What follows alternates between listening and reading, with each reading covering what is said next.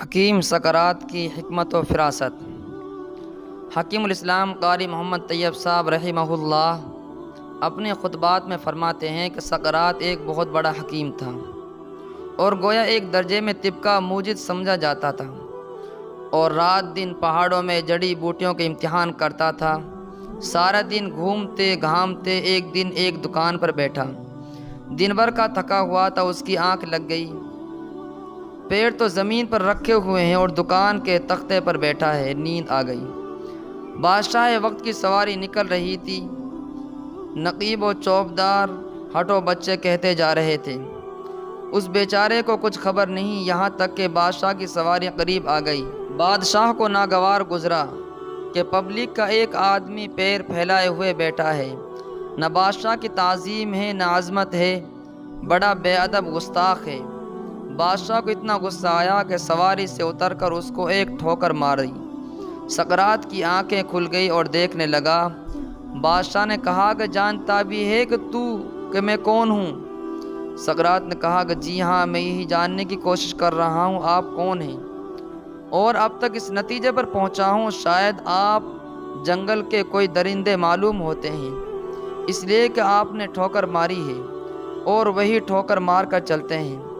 بادشاہ کو اور زیادہ ناگوار گزرا، اس سے کہا کہ تو جانتا نہیں کہ میں بادشاہ وقت ہوں، میرے ہاتھ میں اتنے خزانے ہیں، اتنی فوجیں ہیں، اتنے سپاہی ہیں، اتنے قلعے ہیں، اتنے شہر ہیں۔ سکرات نے بڑی متانت سے کہا، بندہ خدا، تو نے اپنی بڑائی کے لیے فوجوں کو، ہتھیاروں کو، خزانوں کو، روپیوں کو، پیسوں کو پیش کیا، لیکن ان میں سے ایک چیز بھی تیرے اندر کی تو نہیں ہے، سب باہر ہی باہر کی چیزیں ہیں۔ تیرا اندر کیا کمال ہے جس کی وجہ سے تو دعویٰ کرے کہ تو با کمال ہے؟ اس کا مطلب یہ ہے کہ روپے پیسے نے تجھے چھوڑ دیا، بس تو ذلیل ہو گیا، اب تیری عزت ختم ہو گئی، تاج و تخت اتفاق سے پاس نہ ہو تو بس تو ذلیل ہو گیا، فوج اگر کہیں رہ جائیں اور تو شکار میں آگے بڑھ جائے تو ذلیل ہو جائے، اس لیے کہ فوج تو ہے ہی نہیں۔ یہ کیا عزت ہوئی کہ اندر کچھ نہیں اور بیرونی چیزوں پر مدار کار رکھے ہوئے ہے؟ تیرے اندر کی کیا چیز ہے؟